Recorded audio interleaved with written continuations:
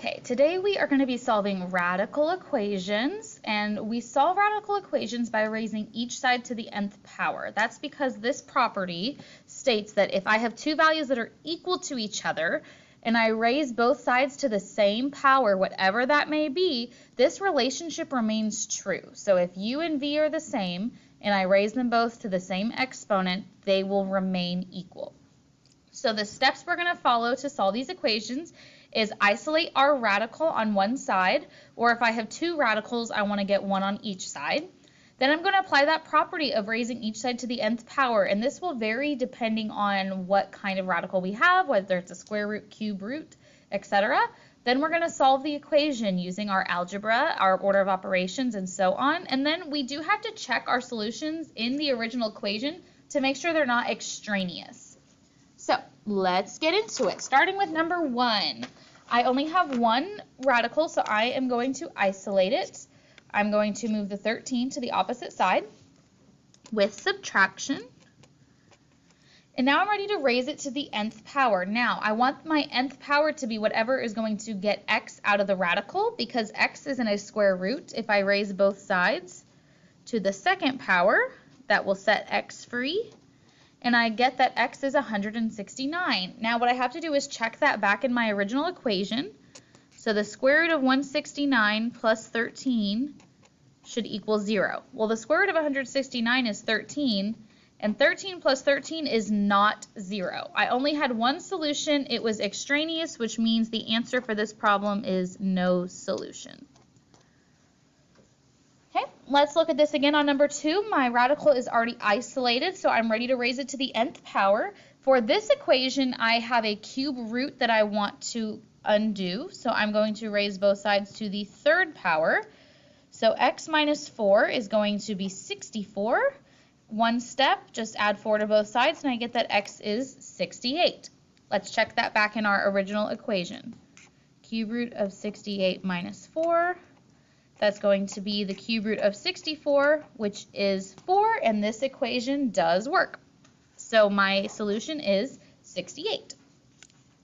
Moving on to the next row, looking at 3. I have my radical isolated already, so I need to square both sides to get it out of the square root.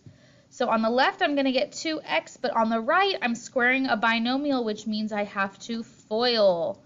And this equation has turned into a quadratic, so I need to get everything on the same side, so I'm going to subtract that 2x. And now I can do my double parentheses. Numbers that multiply to 16, positive 16, and add to 10 are negative 8 and negative 2. So my two possible solutions are 8 and 2. So I have to test both of these back in my original equation. Let's start with 8. If x is 8, then the square root of 2 times 8, which is 16, needs to be equal to 8 minus 4. Well, the square root of 16 is 4. 8 minus 4 is 4. So 8 works. Now let's test 2. If x is 2, then I'm going to get the square root of 2x, which is 4, needs to be equal to x minus 4, which would be 2 minus 4. And 2 does not equal negative 2, so 2 is an extraneous solution, and 8 is our only answer. Okay, on to 4. I do have two radicals in this equation, and I already have them on either side of my equal sign, so I'm going to go ahead and square both sides. On the left, it's just going to cancel my radical, and on the right, I need to square both pieces, the 3 and the square root of y, so that's going to give me 9y. This is just a two-step equation now to solve, and we get that negative 5 over 6 is our answer for y. Let's check it back in our equation. Negative 5 over 6 minus 5 equals 3 times the square root of negative 5 over 6. Now, I could, in my calculator, get it to do this operation for me and then compare. However, I cannot take the square root of a negative number. So even if these ended up having the same number on each side, we're still going to have no solution because it violates that rule of taking the square root of a negative number. Okay, on to number 5. And number 5 is going to be the longest, most challenging problem that we do for this set of notes. So you may want an additional set of paper. I'm going to be pulling out a sticky note at one point to stick to the side to keep working because I'm going to run out of room. But looking at 5, this is a rational exponent. We learned about those last time. So what I can do is rewrite this as 2 radicals. So that's the square root of 3x plus 3. And now I have a radical on each side. So I want to square both of these. And on the left, I have 2 terms being subtracted. So I actually have to FOIL this. So this is going to give me 16 minus 8 square root of x minus 1 plus x minus 1 when I FOIL. And on the right, my radical just goes away. So I still have a radical that is part of my equation. When that happens, we have to kind of start back from square one. That first step of isolate the radical. If after you have raised both sides to the nth power, you end up with a radical again, we need to isolate it so that we can square it a second time. So I'm going to move my constants. 16 minus 1 is 15. If I subtract 15, that's going to give me negative 12. And then I'm going to subtract that x to give me 2x. And on this side, I'll be left with negative 8 square root of x minus 1, not plus 1. And so now I have isolated my radical again. So now what I'm going to do is square it again. On the left, I need to square both parts, the negative 8 and my radical, so that's going to give me 64 times x minus 1. And on the right, I have to actually FOIL, so this is going to give me 4x squared minus 48x plus 144. So continuing on, I'm going to pull out my sticky note now and just continue on down. I need to distribute that 64. So I'm going to get 64x minus 64. And I now have a quadratic. So to solve this, I need to get everything to the same side. So I'm going to subtract the 64x and add the 64. And I'm going to end up with 4x squared minus 112x plus 208. So I want to solve this quadratic with factoring, but I have a GCF I can take out, and that is 4. And this is going to give me numbers that are a little bit easier to work with here. Okay, so this is the trinomial I'm factoring now. Numbers that multiply to 52 and add to negative 28. That's going to be negative 26 and negative 2. So my 2 solutions are 26 and 2. Now I have to test both of these back into my original equation to see if they work. Let's do 26 first.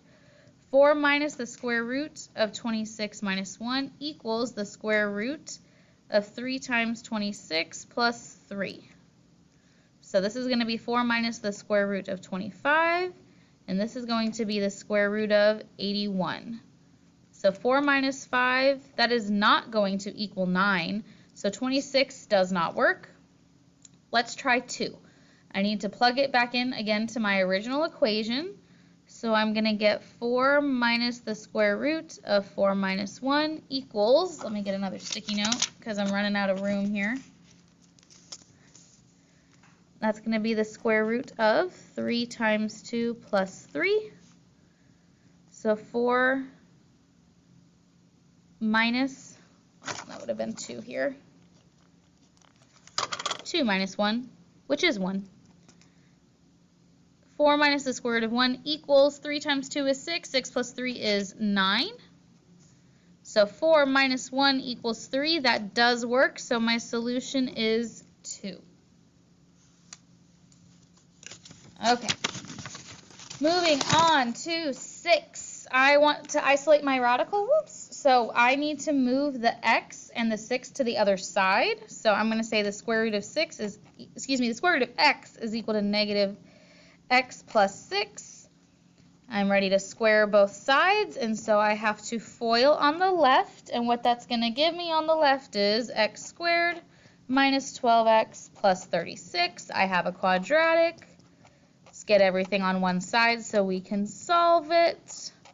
I'm going to factor. Numbers that multiply to 36 and add to negative 13 are negative 9 and negative 4. So my two solutions are going to be 9 and 4. Let's test them both out. If x is 9, then 9 plus the square root of 9 minus 6 needs to be 0. So that's 9 plus 3 minus 6. 9 plus 3 minus 6 is 6. 6 does not equal 0, so 9 is not a solution. Let's try 4. 4 plus the square root of 4 minus 6 needs to give me 0. 4 plus 2 minus 6 is 0. So 4 is my solution for problem 6. Okay, just two more to go. Number 7, I do have two radicals again, so I just have to square both sides. This side I'm going to have to FOIL, and when I FOIL, I'm going to get x minus 20 square root of x plus 100 equals x plus 2. I still have a radical, so I need to isolate it again. I'm going to move these numbers to the other side so the x's will actually cancel.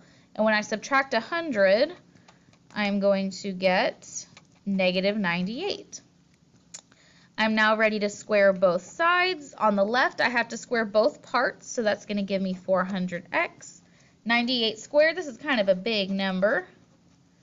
And then when I divide, I get 9,604 over 400. And if I put that in my calculator and simplify it, it's actually 2,401 over 100. So now we have to check that back in our original equation. So let's do that. Square root 2,401 over 100 minus 10 needs to be equal to the square root of 2,401 over 100 plus 2. And this, believe it or not, is actually a perfect square. It's going to be 49 over 10 minus 10. And when I add these and then take the square root, it is actually also a perfect square, and it's 51 over 10. So let's see.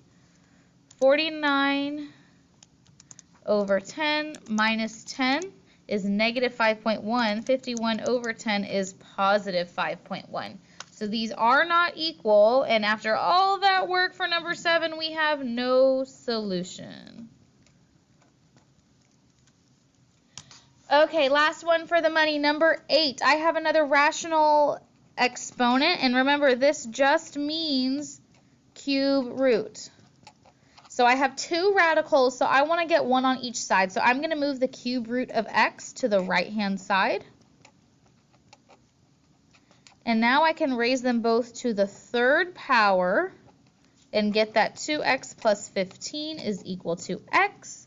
Subtract x, subtract 15, and x is negative 15. Let's check it back in our original equation to make sure that it works. 2 times negative 15 plus 15 minus the cube root of negative 15 should give me 0. 2 times negative 15 is negative 30. If I add 15, that is negative 15 minus the cube root of negative 15. 0 does equal 0, and so our solution is negative 15. And that wraps up our notes on solving radical equations.